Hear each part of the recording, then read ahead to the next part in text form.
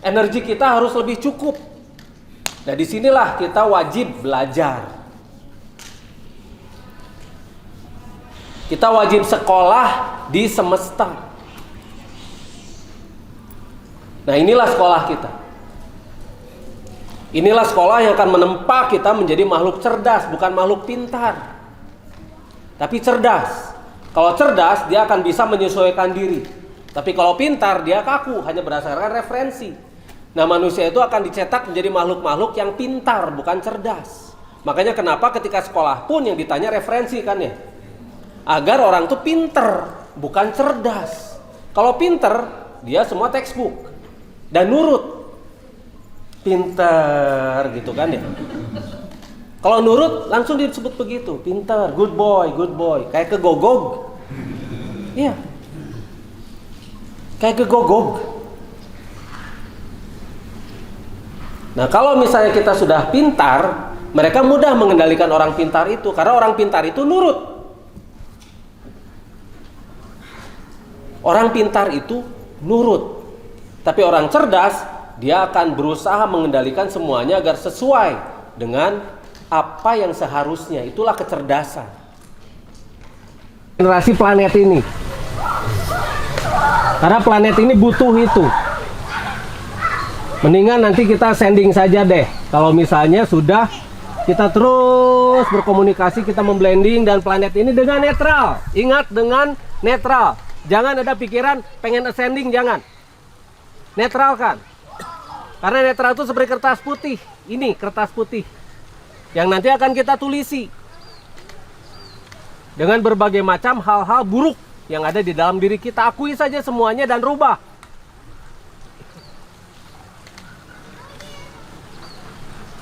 Berat warka ini tuh sangat berat. Menjaga warka ini sangat berat.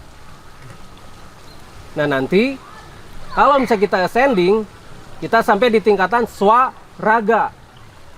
Jadi raga kita itu bisa berdiri sendiri. Kebencian itu bisa merusak negara. Karena kebencian itu rata-rata dipelihara. Karena benci itu enak loh. Makanya diulang-ulang terus otak kita itu. Jadinya kita stres. Kenapa? Sedih juga dinikmati. Lihat aja, yang menyedihkan itu apa? Siapa? Bagaimana proses kesedihan itu terjadi? Dan kenapa dipelihara kesedihan itu? Contoh, kita punya anak yang kita lagi sayang-sayangnya mati. Dengan kesedihan kita, anak itu hidup lagi atau tidak? Kan tidak. Tapi itu malah mematikan sesuatu yang ada di dalam diri kita. Kewaspadaan dan kenetralitasannya itu. Dan hukum kesemestaannya itu akan hilang dari dalam diri kita. Mudah diucapkan, tapi susah dipraktekkan. Adalah mereka melatih diri kita. Kita bisa menjadi kuat dengan memaklumi dia, atau kita bisa menjadi lemah karena kita marah dan terpancing. Itu pilihan. Mau yang mana? Tapi orang-orang kebanyakan memilih terpancing kan ya? Iya. Karena terpancing itu enak. Enak. Marah itu enak, makanya orang ulang-ulang. Benci itu enak, makanya terus dibahas di kotaknya itu. Terus ingat sama yang dibenci. Nah, apa beda benci dengan cinta? Itu sama, diingat terus. Yang benci sama, ingat terus. Yang dicinta sama bukan cinta ya, bogoh atau suka gitu. Karena kalau cinta itu dia di tengah. Kalau cinta itu tidak mengenal benci, tidak mengenal yang namanya suka. Cinta itu ya netral. Kita melakukan hal-hal yang benar-benar bermanfaat. Seperti matahari lah. Ya seperti Araz juga gitu kan. Dimaki-maki, digimana lampang gitu kan. Gak ada tiba-tiba orang memaki-maki Araz langsung tiba-tiba hangus gitu kan, enggak. Orang bilang god damn it gitu kan, gak langsung hangus gitu, enggak gitu. Atau langsung kejang, enggak ada gitu kan. Enggak ada. Zat yang maha kuasa itu luar biasa, dia memahami. Pemahamannya itu pada yang dibuatnya, yang dijadikannya itu luar biasa. Memahami alur itu, kita bisa memindahkan si alurnya mau kemana. Makanya kenapa awan bisa diatur gitu kan? Karena kita mengikutinya dulu. Ketika kita mengikuti dulu, kita akan memahami. Energi kita akan menyesuaikan dengan itu. Lalu coba dengan kekuatan kita rubah, tarik, set gitu. Ternyata terbukti bisa kan? Kemudian dengan warka kita bisa melakukan hal yang jauh lebih gede loh. Warka itu adalah kekuatan untuk membuat kehidupan. Warka itu akselerator kehidupan, akselerator jasad. Jadi menguatkan itu bukan hanya dengan menentang arus, tapi justru mengikuti alur, lalu kita bisa mengendalikan alur, itulah penguatan yang terkuat. Karena kalau menentang arus itu hanya terbatas pada arus tersebut, dan arusnya tetap ke arah yang sama. Karena sejak awal memang tugas kita itu memblending, blending gitu kan. Rusak, ngerasain es yang nggak akan kerasa apa-apa, rasain api juga nggak kerasa apa-apa. Berarti kerusakan ada di dalam diri kita. Nah itulah yang sekarang sedang dibuat. Kita dirusak agar tidak bisa menjadi objektif. Semuanya subjektif, lalu semuanya berdebat, lalu semuanya berantem.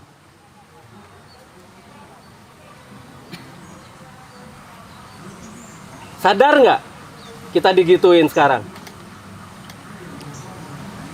Makanya kenapa ajaran yang sebenarnya ajaran adalah mereka yang tidak pernah menyimpang dari yang namanya keniscayaan. Ritual tanpa spiritual itu nol besar.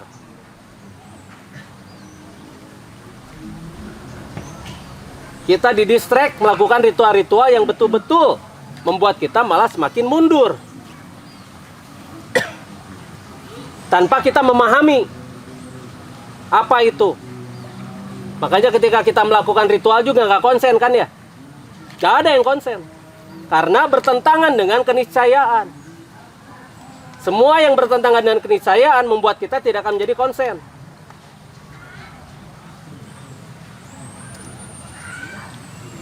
Senang nggak kita nonton sesuatu yang disukai? Ya contoh lah, seleranya nonton dangdut gitu misalnya ya. Pasti konsen karena dangdutnya. Pasti gitu,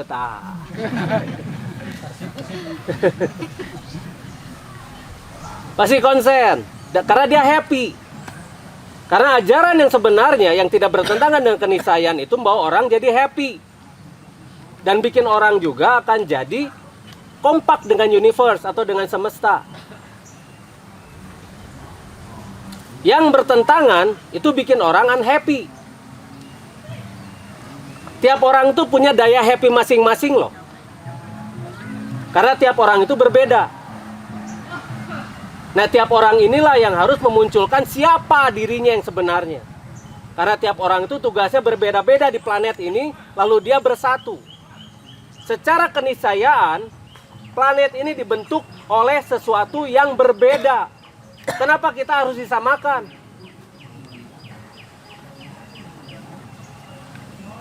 Perbedaan inilah yang membentuk kekuatan.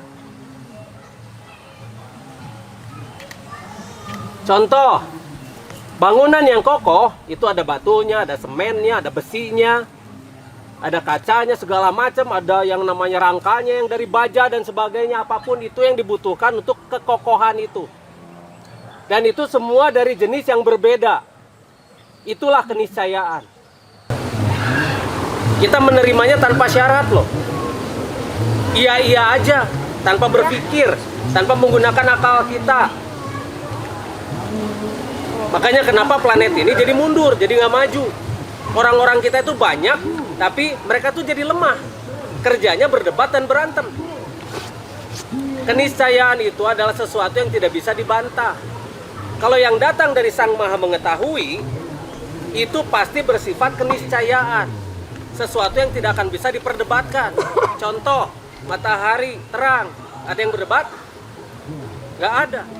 Semua sepakat kalau matahari itu terang. Manusia harus hidup dengan oksigen. Ada yang berdebat? Gak ada. Manusia itu butuh oksigen untuk hidup. Manusia butuh makan dan minum, ada yang berdebat? Gak ada. Ya kecuali di infus lain cerita ya. Tapi tetap makanan dan minumannya masuk melalui infus.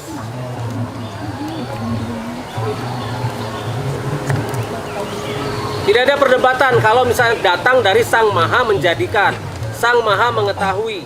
Kalau misalnya masih multitafsir dan masih bisa diperdebatkan, berarti datang dari mana? Manusia. Karena sejak dulu ketika planet ini makmur itu tidak ada jual beli. Semuanya makmur. Sedangkan kita targetnya sekarang orang-orang itu punya kemampuan untuk membuat produk. Kan saya kasih kan nih, kau pegang ini ya, bikin. Nih kau pegang ini ya, bikin. Nih kau pegang ini ya, bikin.